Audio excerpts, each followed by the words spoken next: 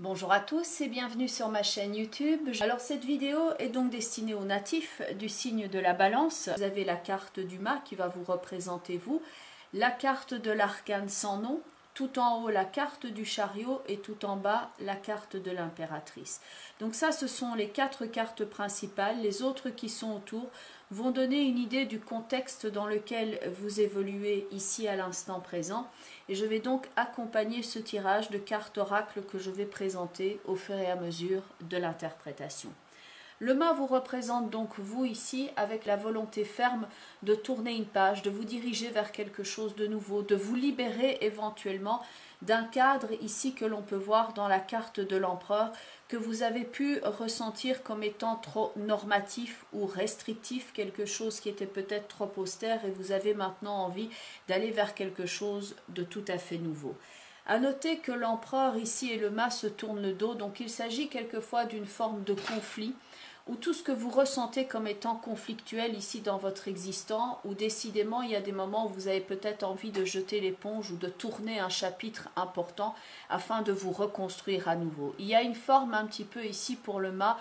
de prendre son baluchon et de se dire décidément j'en ai assez vu et maintenant je me dirige vers un ailleurs. J'en ai suffisamment assez de ce cadre ressenti donc comme étant trop normatif et on a envie maintenant de prendre son indépendance, de vivre quelque chose de nouveau et de commencer peut-être aussi par nécessité un tout nouveau cycle. Car dans la carte de l'empereur, certes ça peut être ressenti comme étant restrictif, mais c'est aussi une carte qui va représenter la stabilité au niveau matériel. Et le mât, aussi bien avec l'arcane sans nom que le pendu, peuvent indiquer cette lutte ici pour quelquefois reconquérir son indépendance, reconquérir un travail ou une stabilité et un sentiment de sécurité, avec donc ce sentiment que tout est pérenne et que tout est stable dans son existence.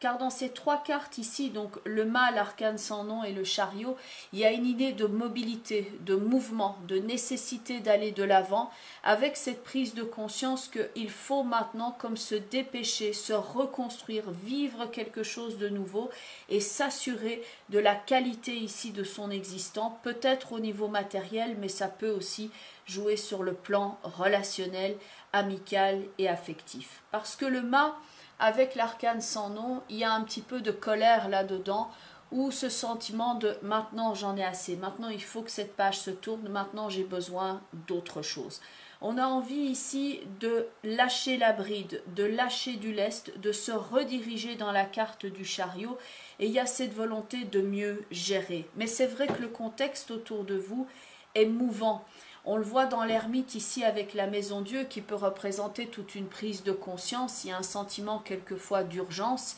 Il y a un côté aussi un peu relever les défis pour ceux qui recommencent un tout nouveau travail ici, avec cette nécessité vraiment de vous positionner et vraiment de tout gérer, et ce, dès le départ. Alors c'est vrai que le contexte n'est pas toujours facile, il ne faut pas se le cacher. Dans la carte du pendu, on se sent quelquefois un petit peu désœuvré, donc il y a un sentiment de challenge et de défi ici à relever, et de couper aussi avec tout ce qui n'est pas utile par rapport à votre évolution. Toutes les personnes qui ont pu vous montrer un visage faux, hypocrite, ou qui ont essayé de vous conditionner, qui ont essayé de vous formater et de vous mettre dans un certain système, tout ça vous le laissez ici derrière vous, quelquefois un petit peu avec perte et fracas parce que vous avez besoin de ce renouveau qui est là dans la carte du chariot. Le mât et le chariot sont 2 cartes d'indépendance, d'esprit libre et la volonté d'aller de l'avant sans regarder en arrière, d'ailleurs comme l'arcane sans nom qui balaye tout sur son passage. C'est vrai que tout en bas dans la finalité, il y a donc l'impératrice, les nouveaux projets, il y a une idée de calme et de reprise de pouvoir et le fait de contrôler sa vie. Et c'est donc positif puisqu'il y a l'étoile et le jugement. Il y a une forme de maintenant je suis en sécurité, maintenant je suis arrivé à bon port et maintenant la période est plus favorable pour moi. Mais donc ces 3 cartes-là pourraient représenter en fait le repos du guerrier après la bataille, et vous êtes ici en train de mener des tas d'entreprises en ayant pour certains d'entre vous la sensation que oui c'est pas facile et qu'il y a une forme de défi dans l'existant, avec cette sensation de se battre quelquefois contre des moulins à vent. Donc il y a une forme ici de calme peut-être à retrouver en soi pour être efficace et pour ne pas bouger un petit peu tout à trac, mais pour être vraiment ici pertinent dans l'action et pour se reconstruire. Dans la carte du mât et l'arcane sans nom, c'est vrai qu'il y a une idée de passage ici où pour certains d'entre vous, vous avez l'impression de passer quand même dans une phase qui n'est pas spécialement facile, un petit peu comme une traversée du désert. Et dans la carte du chariot, là, on reprend le contrôle de son existant. Le chariot dans le tirage ici est positionné justement dans la position que moi j'appelle le gouvernail, ce qui va piloter votre thème. Et le chariot, c'est celui qui doit apprendre à conduire ici son existant. Certes, il y a une prise de conscience, mais pour moi, vous êtes à même ici de le réaliser, même si le contexte qui est autour de vous vous impose quelque part d'avoir un peu les yeux partout, les yeux bien rivés ici sur la route pour ne pas basculer. Il y a beaucoup de choses à gérer, mais vous allez ici résolument de l'avant et vous pouvez pour moi ici espérer entreprendre quelque chose de tout à fait nouveau, nouvelle page, nouveau travail, nouveau poste, nouvelle direction dans votre vie, quelque chose qui fait que vous laissez maintenant le passé derrière vous et il y a donc cette forme de guérison et de renaissance qui intervient ici avec l'impératrice, l'étoile et le jugement. Mais il y a une forme de passage effectivement qui n'a pas été facile. Donc pour certains d'entre vous, vous êtes dans ce passage-là et pour d'autres, vous êtes déjà ici en train de vous reconstruire avec la carte du chariot. Point de vue maintenant des cartes donc au niveau du tarot psychique. Donc je recouvre les 4 cartes principales ici de votre tirage avec une carte d'un tarot qui s'appelle donc le tarot psychique de John Holland. La première carte qui va recouvrir la carte du mât avec l'empereur, c'est la carte de la tromperie et de l'envie. Certains d'entre vous se sont peut-être posé la question ici, est-ce que je ne me trompe pas en prenant cette voie ou maintenant je ne supporte plus de porter un masque dans mon existant et il faut que je me libère du carcan et il faut que maintenant les masques tombent et que je puisse me diriger vers quelque chose qui est de la vérité, quelque chose qui me correspond et je ne peux plus de vivre cette sensation où je me sens comme mis sous cloche ou attaché ou contraint à une situation. Maintenant je veux faire tomber les masques, maintenant je veux me réaliser, je veux aller de l'avant, je veux me rendre indépendant. Prise de liberté donc par rapport à quelque chose qui ne vous correspondait plus et que vous aviez cette sensation comme de vivre un mensonge pour certains d'entre vous. Et donc au-dessus de l'arcane sans nom et du pendu, il y a la carte ici du retrait affectif, donc ça c'est quelquefois le contre-coup aussi quand on a décidé de tourner la page ou qu'on a réalisé certaines choses à propos de certaines personnes ou de certaines situations. Il y a cette forme de maintenant que j'ai claqué la porte métaphoriquement parlant, maintenant je me retrouve moi et j'ai besoin d'un temps pour moi, j'ai besoin de récupérer. Ça arrive souvent dans un mouvement de vie quand on vit des grands changements et qu'on se refait. Il y a une phase où, après s'être mis d'accord avec soi-même et vouloir aller de l'avant, il y a comme ce contre-coup où on se sent quelquefois en baisse d'énergie parce qu'on a besoin de se retrouver alors qu'on a pris la bonne décision et qu'on devrait somme toute être plus joyeux et plein d'énergie. Dans la carte du retrait affectif ici, il y a cette forme de phase méditative où la personne qui est assise au bord de l'eau ici avec ses mains comme pour faire une prière et faire ce geste de méditation, il y a le fait de retrouver le calme en soi, de digérer certaines choses, de ne pas les prendre trop à cœur, de se réconcilier ici avec la vie et de dire ce que cette personne m'a fait ou ce que j'ai vécu dans cette situation-là ne me définit pas. C'est la responsabilité de l'autre et tout ce que je peux faire, c'est prendre mes responsabilités vis-à-vis de moi-même et je ne peux pas endosser la responsabilité de l'autre. Cela lui incombe et ça, ce n'est pas ma responsabilité. Mais donc il y a cette phase ici où on doit quelquefois comme digérer quelque chose et il faut retrouver donc la paix en soi. Au-dessus du chariot, quand j'ai mélangé le jeu, il y a 2 cartes qui se sont présentées et qui font écho en même temps au chariot et à l'ermite, comme pour insister sur ces 2 cartes-là ici, et comme elles se situent au niveau du gouvernail, pour vous dire, voilà, cela étant, maintenant voilà comment on peut agir, maintenant voilà comment on peut reprendre le contrôle. La première carte ici, c'est la carte de la sagesse, qui est en écho évidemment avec l'ermite, qui vous conseille ici d'agir avec sagesse, d'agir en tant que, bien que je déteste cette expression, en tant qu'adulte, mais de réaliser ce qui est, d'en tirer un enseignement et de ne pas agir peut-être ici avec certains, bien peut-être un mouvement de colère ou de dépit où on jette l'éponge, mais de se dire maintenant je peux malgré tout continuer, maintenant je vais retrouver suffisamment de ressources et de sagesse en moi que pour reprendre ma vie en main. C'est aussi le conseil maintenant de regarder les choses avec honnêteté, avec sagesse, un petit peu comme si l'ermite vous disait « il serait sage maintenant d'agir comme ceci » et de ne pas rester dans des situations qui ne vous conviennent plus. Il serait sage maintenant de vous rediriger dans votre vie.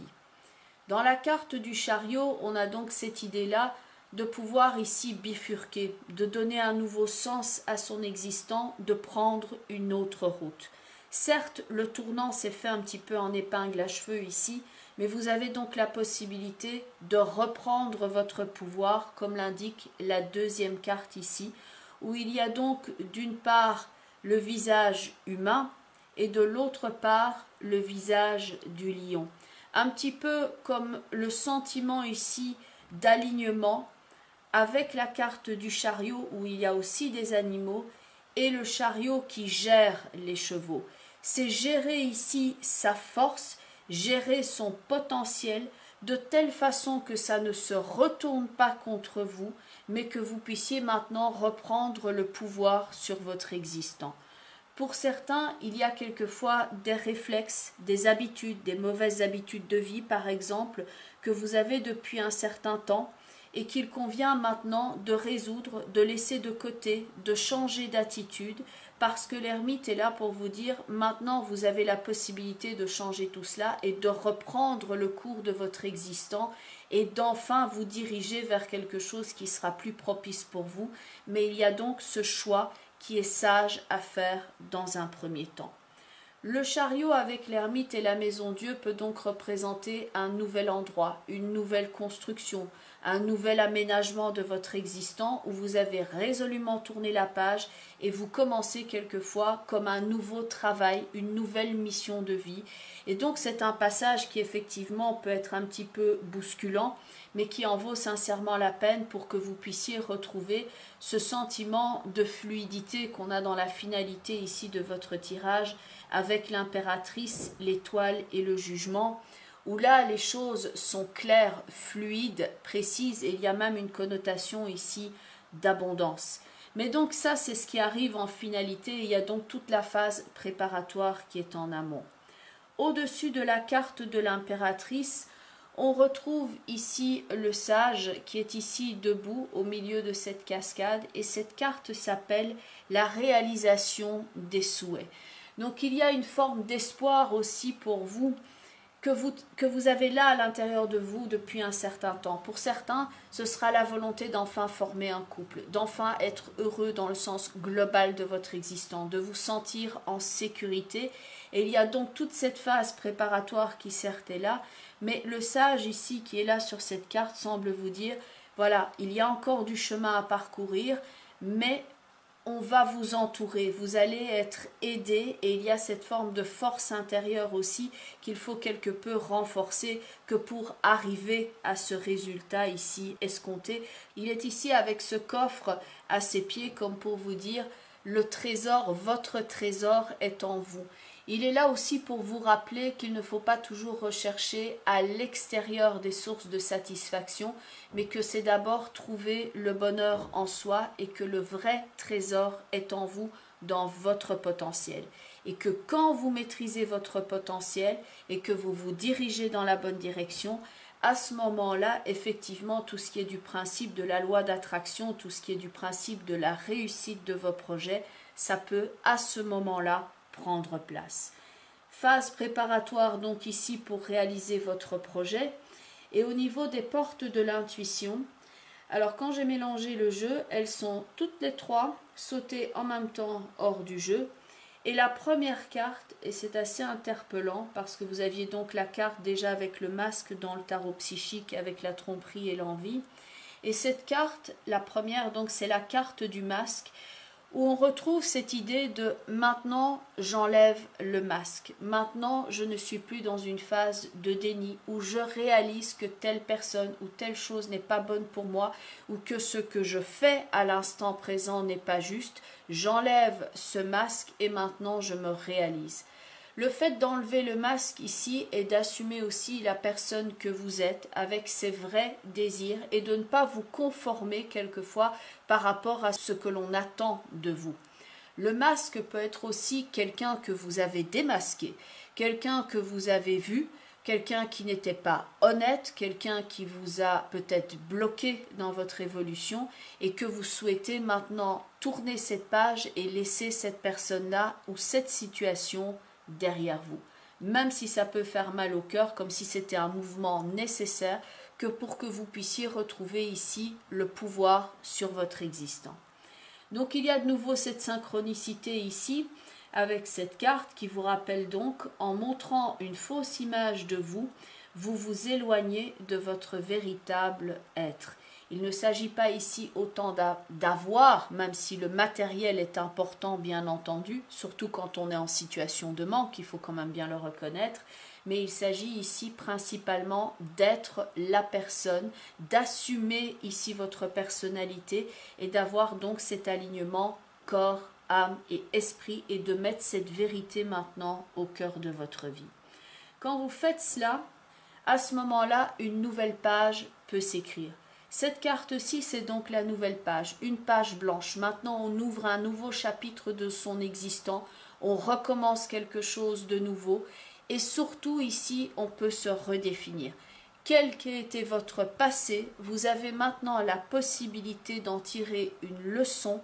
et maintenant de vous redéfinir d'une autre façon, dans quelque chose aussi qui est plus authentique pour vous. La carte de la nouvelle page peut aussi représenter tout ce qui est papier, contrat, négociation, tout ce qui va être du domaine du papier et de l'administratif. Et c'est aussi la nouvelle résolution, le nouveau contrat ici que vous passez avec vous-même, comme si vous faisiez un pacte maintenant ici et que vous disiez « je me promets maintenant » de ne plus me saboter, de ne plus me mettre dans telle ou telle situation et de me réaliser dans tel nouveau projet, dans tel nouveau défi, dans telle nouvelle entreprise. Sachez aussi que ça peut être intéressant pour vous de rédiger une liste ici avec des objets très précis qui sont atteignables toujours que pour pouvoir y revenir par après. Comme ça, vous pouvez ainsi définir la ligne de conduite du chariot et y revenir et voir ce qui a été réalisé et ce qui reste encore à accomplir. De fait, quand on réalise une liste écrite, sachez que ça permet aussi de focaliser son attention, de poser un acte et qu'il y a 30% de chances que l'objectif se réalise en plus que si cette liste n'avait pas été formulée. Le fait d'écrire ces objectifs ainsi peut vous être une aide et ça peut aussi vous aider à revenir sur cette liste, à voir ce qui reste à accomplir et voir ce qui a été déjà fait, surtout quand vous avez besoin de lutter contre un certain défaitisme et que vous avez l'impression que vous n'avancez pas. Vous pouvez ainsi revenir sur cette liste et voir ce qui a déjà été accompli et juger du chemin qui a été parcouru. Ne vous jugez pas non plus trop durement, mais sachez regarder ici avec sagesse le parcours qui a déjà été accompli et ce qui reste à faire.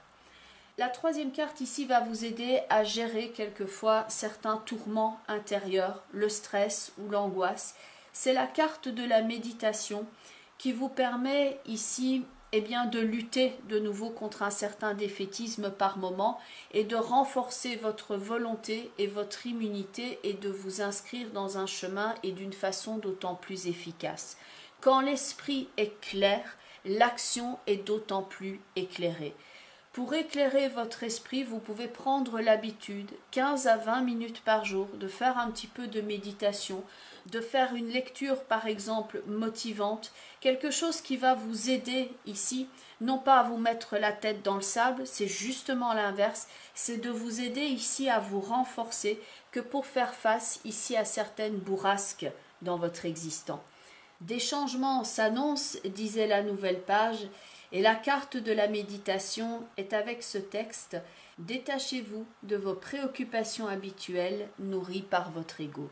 Sachez que la méditation peut se réaliser aussi de plusieurs façons différentes. Donc il y a des personnes qui vont préférer effectivement se mettre dans une position en retrait et en silence. Et vous pouvez aussi appliquer la méditation d'une façon différente. Par exemple, pour ceux qui ont besoin d'extérioriser leur énergie, une marche par exemple en pleine conscience d'une demi-heure par jour, le fait de prendre l'air peut vous aider également à vous ressourcer et c'est tout aussi efficace. Il faut trouver en fait le moyen de méditer qui est bon pour vous et qui va vous permettre donc d'évacuer certaines choses négatives qui peuvent éventuellement vous polluer au niveau de votre action. La dernière carte est plus à mettre en relation avec le développement personnel,